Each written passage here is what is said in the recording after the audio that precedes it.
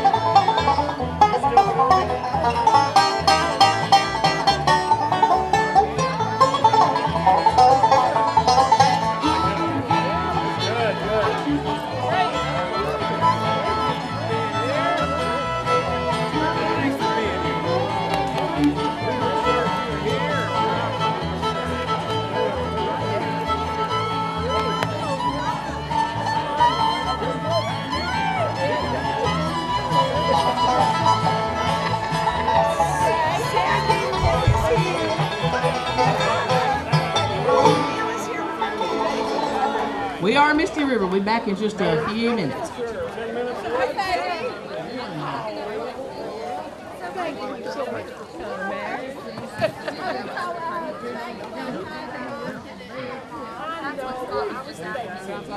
Please. It's my pleasure, it's Mike Warner, Mary Gatlinburg, to greet everybody here today for such a historic, such an awesome event. The village has been here 50 years. The Donut Fryer has been here 50 years. You can't get any better than that. How many of you are here at the village for the first time today? How many of you have been here before? How many of you this is your favorite place in Gatlinburg? I've got two great proclamations to read today. The first one is going to be about the Donut Fryer and its originator, Mr. James Ryan. And then he's going to say a few words. Then we're going to do a proclamation about the village, about the Girding and Deitch families.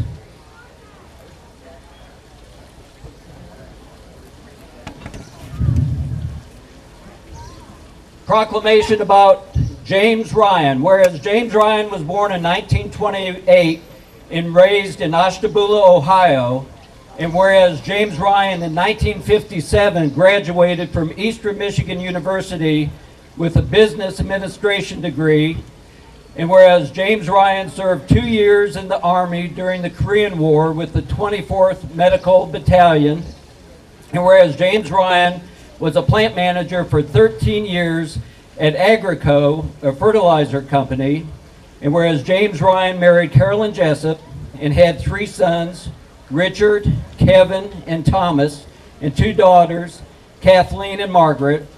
And whereas James Ryan moved his family to Gatlinburg in 1969 to establish the Donut Fryer, and whereas the Donut Fryer is the only operating in the village it's the only store operating in the village by its original owners.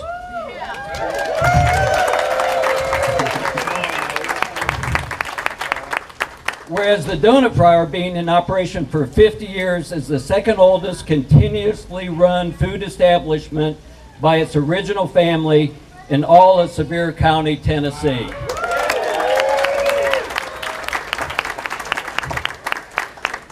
Whereas James Ryan has donated his donuts to the Smoky Mountain Children's Home and Pi Beta Phi Elementary School for numbers of years. Whereas James Ryan instilled good manners to all the Pi Beta Phi elementary students when ordering their donuts by saying, "May I please have," and "thank you." Thank you, Jim. Whereas James Ryan over the past 25 years has donated his time for Habitat to Humanity, and whereas James Ryan has supported many individuals throughout his life with financial support and encouragement, whereas James Ryan has been a leader with a heart of love, gratitude, and grace for his community as well as his family. Now therefore, I'm Mike Warner, Mayor of the City of Gatlinburg, Tennessee, and on behalf of our City Commission, the City Manager, and local citizens, do hereby recognize and commend James Ryan and the Donut Fryer for 50 years of successful operation and significant contribution to the residents and visitors of the City of Gatlinburg. Congratulations. Now, Mr. James Ryan.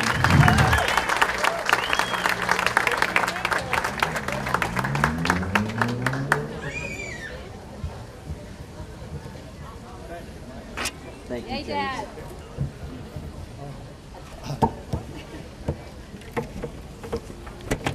First, I want to thank Mike for doing such a good job in the city. Can you hear me? Now you gotta Yeah. say it again. Okay. A little bit. I'm not used to it. But anyway, I want to thank Mike for doing such a good job with the city. And it helps, really helps with everybody. They're all of us. Okay. So I'll get a hold of it. But I was going to say that 50 years ago, a donut was the donut was ordered with a cup of coffee, including the tax, and then there was a 96 and 4 cents tax for a dozen donuts. Yeah. But there was. I want to thank the people at Gatlinburg for helping us. They John Cowden would go over to Mr. Ogle's store when it was closed at night, and he had his table with his carving, and he'd always buy a box of donuts, and he'd send people over down this little pathway to the store to get us started and things like that. So anyway, it's an appreciated thing, everything everybody's done in the town. Yeah. We appreciate you. Very good. Let's hear it for James Ryan and the Donut Fryer.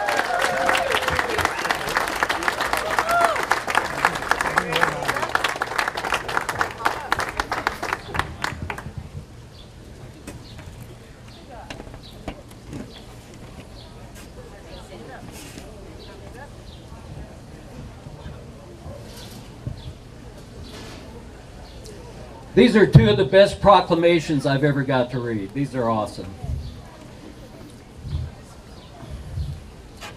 Whereas in 1950, David and Peggy Deitch discovered Gatlinburg and realized the potential as a tourist destination and decided to move here and found Old Smoky Candy Kitchen. Whereas in 1960, Jim and June Girding moved their family to Gatlinburg to open a pancake house, the Pancake Pantry. In 1968, Jim Girding and David Deitch initiated the successful use of land off of the Parkway for a retail shop, which led to the vision for a unique shopping mall. Whereas these gentlemen toured the United States and several foreign countries to obtain ideas and concepts for shopping malls, and whereas the village and the first 6 shops were completed in 1969 and incorporate many unique and outstanding interior and exterior designs and materials. And whereas many of the architectural elements were obtained and preserved from old homes, barns, theaters, churches, and commercial buildings throughout the region and Europe. And whereas generations of visitors, residents have enjoyed the beautiful European theme architecture and unique shops within the village. And whereas on January 1st, 1991, the Deitch and Girding children bought the village from their parents and continue to maintain and operate the village shops with the same love and passion for Gatlinburg. And whereas the residents and visitors of Gatlinburg are able to enjoy the ambiance and shopping in the village for years to come. Now therefore, I'm Mike Warner, Mayor of the City of Gatlinburg, Tennessee. On behalf of the City Commission, the City Manager, the local citizens, do hereby recognize and commend the Girding and Deitch families for their contribution to the economy of Gatlinburg and the enjoyment of its visitors for generations past, present, and future. Congratulations. Now Mr. Jim Girding.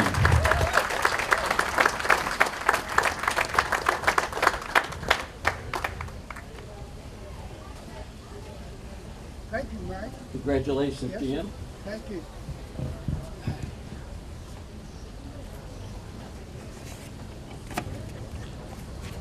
I probably am going to talk a little bit longer than my predecessors here. I'm going to give you what I consider to be a brief history of the village. Can you hear me okay? All right. Okay. It all began in 1965 when I and my partner Dave Deitch bought 1.5 acres of land in the heart of Gatlinburg. This land contained my business, the Pancake Pantry, and Dave's business, Old Smoky Candy Kitchen. At that time, what later became the village had 24 feet of frontage on Parkway. Now I'm going to deviate a little bit and ad lib and tell you a little bit about how it all happened. I was in my restaurant about 2 o'clock one afternoon, and the owner of this property came in and said, I have a fellow in my hotel who has a cashier's check for $350,000, and I'm going to sell him the Pancake Pantry and Old Smoky Candy Kitchen and what was then known as the parking lot. But he said, you and Dave have been good renters, and I thought I should give you an opportunity to buy it first. But he said I'd give you 24 hours till tomorrow noon. And he said in that time you'll have to come up with $100,000 down payment.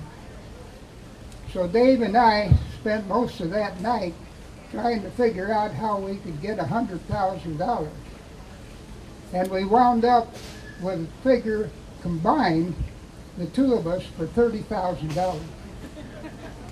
So we had a meeting the next morning with our CPA, and he said, what are you guys going to do?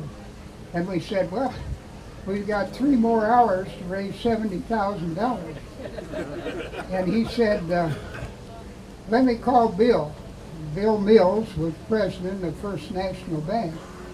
So he called Bill, and Bill said, send him down. We went down to Bill's office, and he had a check for a note for $50,000 made out to me, and a note for $50,000 made out to Dave, and a pen in the middle of it. He said, boys, sign those notes, and the money's already in your account. So we drove up to where Mr. Rel Maples had a place on top of the mountain called High Top. And he was smoking a big cigar, and he said, well, what are you boys going to do? And we said, well, we're going to buy your property. And he said, well, let's sit down and sign the papers. So you got the money? We said, yeah, we got the money. So we did. We signed it. And then we were driving down the road to the main street of Gatlinburg again, and it was kind of quiet in the car. I think it began to soak in. That in the morning, we each started with $15,000 cash, and we now wound up with $350,000 of debt. So Dave looked at me and he said, how in the hell are we going to raise $350,000? And I said, Dave, I don't know. But we own the property. So for 3 years, we tried a number of things. A giant slide, a spacewalk, and a parking lot. 25 cents all day. It was called the Honor System Parking Lot. It was called, we soon decided that we had the honor and the public had the system. We got buttons, bottle caps, and a few quarters in our drop box. Then in 1967, after rejecting an offer from Holiday Inn and the Downtowner Corporation, we decided to build a shopping mall. We were told by well-meaning friends and fellow businessmen that we were throwing our money down a rat's hole and that tourists would never leave the Main Street sidewalk and come back to a mall. On April 1st, we leased a small parcel of land to Lee Butler, an architect, on which he built a shop right over here called Two Collectors. We anxiously waited to see if Two Collectors would attract people off the main sidewalk. It did. 250,000 people in 5 months. This reinforced our decision to develop a shopping complex. But we decided that it would have to be different and unique if we were going to entice people to walk 100 feet off the sidewalk into our mall. In November, we hired Lee as a planning consultant to prepare a ground utilization study and develop a working model of a shopping mall. The concept that launched us into the long journey that ultimately wound up as the village you see today was a placemat from a place called Westbury Square in Houston, Texas. A friend of mine worked for the Houston Lighting and Power Company, and he arranged for my partner and me to meet the manager of the Westbury Square shopping mall. We spent 3 days with him and came back with the seed of an idea to do something with a distinctive and perhaps older flavor. We weren't sure what it should be, but we decided to go looking. So in late 1967 and early 1968, after visiting Westbury Square, we went to Old Town in Chicago, Williamsburg in Virginia, Port Sacal in San Pedro, California, Old Salem in North Carolina, Sturbridge Village and Cape Town in Massachusetts, Mystic Seaport in Connecticut, and other places where old buildings or authentic restorations could be found. Even Disneyland has contributed some ideas. Wherever we went, we took a 35mm camera and took pictures of buildings, doors, doorways, windows, shutters, roof lines, light fixtures, signs, unusual masonry work, plater boxes, brick design in sidewalks, wrought iron work, and other pertinent and useful and unusual architectural features. Our color slide library numbers in excess of 700 slides. Before we started traveling, our project had no identifiable theme of its own. As we returned from each trip, we had a clearer opinion of what we liked and didn't like. Our architects who hadn't traveled with us weren't as yet on our wavelength. The first preliminary sketches were not what we wanted, and ultimately the model went through 7 revisions before it completely captured our theme. Through the use of the slides, we were able to give examples of buildings and architectural features that we liked and what we didn't like by what we had seen.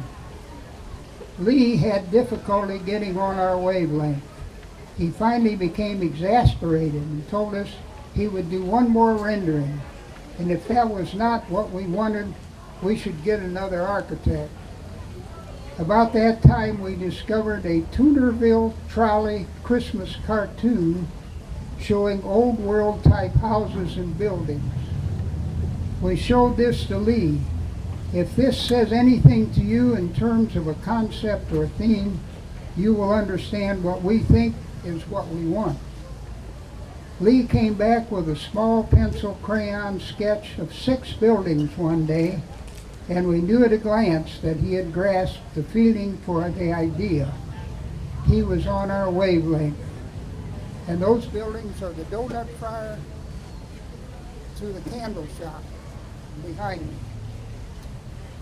His creative ability, with assistance from Hubert Bebb, a second architect, and with the 700-slide library as well as Bebb's architectural library as source material, the village was evolving. It has what we call an old world theme. The architecture is a mixture of periods, styles, and designs, none of which is modern. The 6 buildings are the ones you see here, from the donut fryer to the candle shop behind me.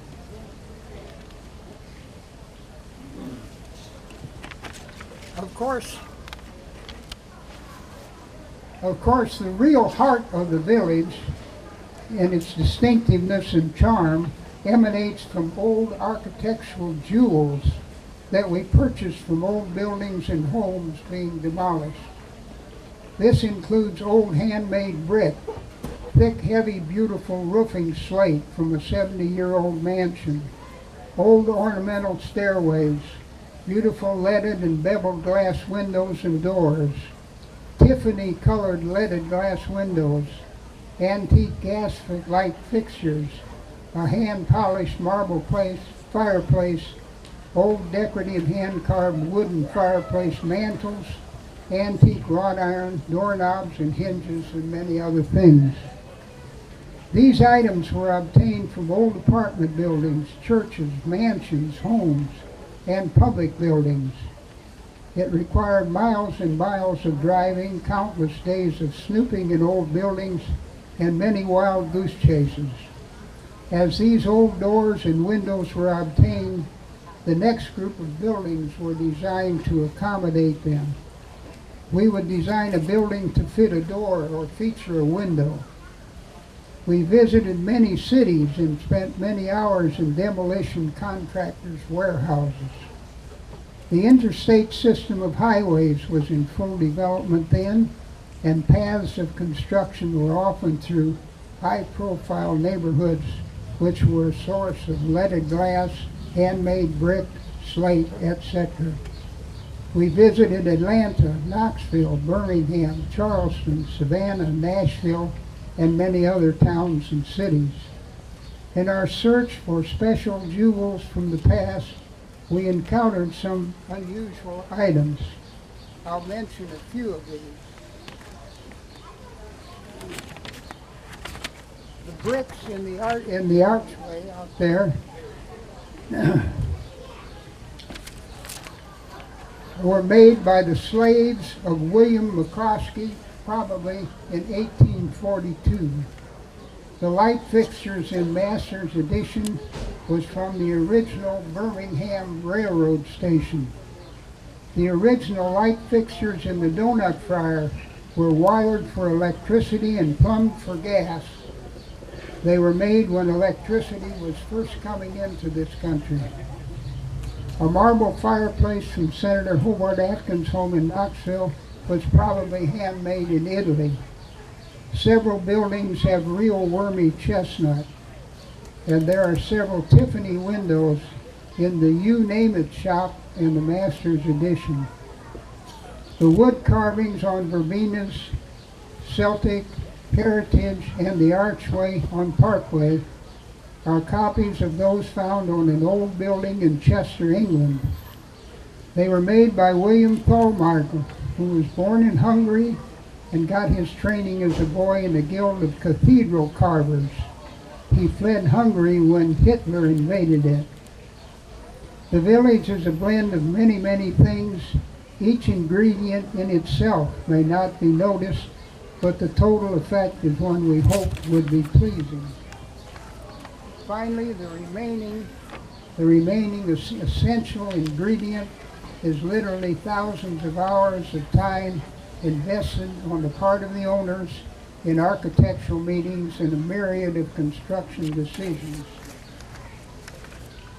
Then all of this is nothing unless the individual shops house businesses that are unique and distinctive. Our tenants are carefully screened and their ideas thoroughly considered before leases are signed. Each shop is a specialization and we do our best to minimize overlap.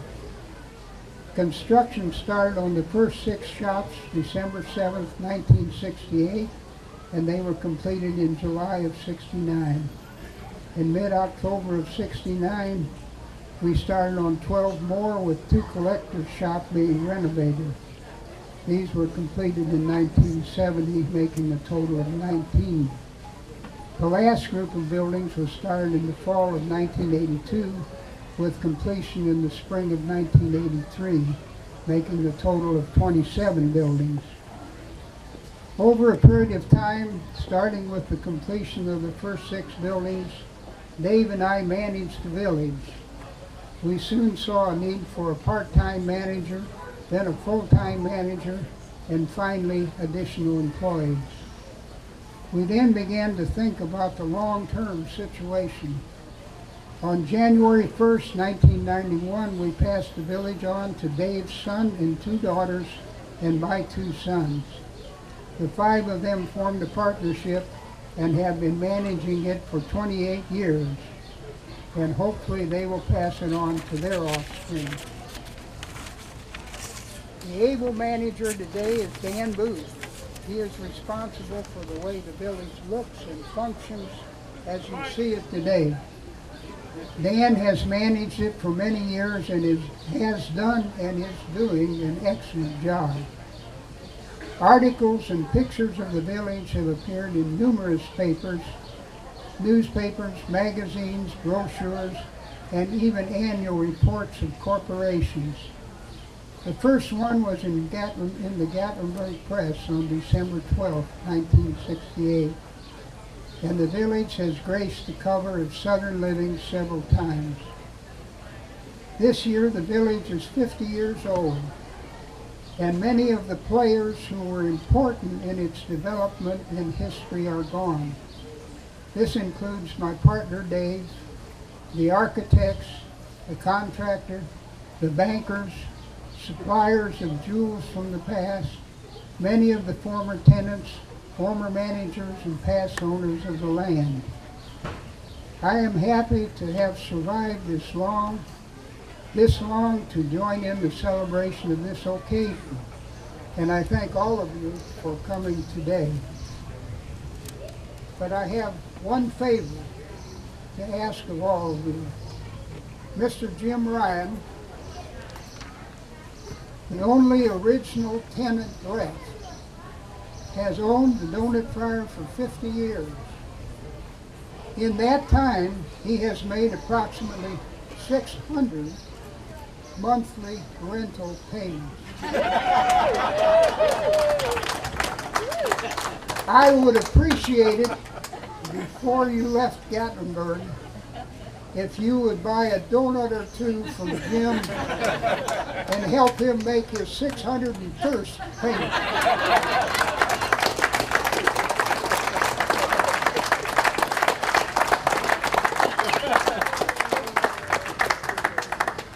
We're going to give this to you then. Thank you, Jim. Let's hear it again for Jim Girding and Jim Ryan.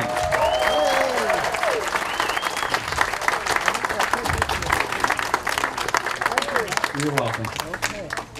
The Deitch and Girding families were visionaries, and just think of the millions and millions of people that have enjoyed coming into the village. So I'm going to ask all of you, when you go back home, tell somebody to please come and visit Gatlinburg, and make sure you eat at the Pancake Pantry, buy candy at the Old Smoky Candy Kitchen, and get a donut. Thank you for being here, and have a great day. Thanks. Thank you, Mike. You're welcome. Folks, there's cake and water right over here. I know y'all are needing some refreshments, some water right now. It's pretty warm, and there's plenty of cupcakes. And if y'all go ahead and go cut your cake, Scott, Dan, Patty, thank y'all for coming. Have a great day.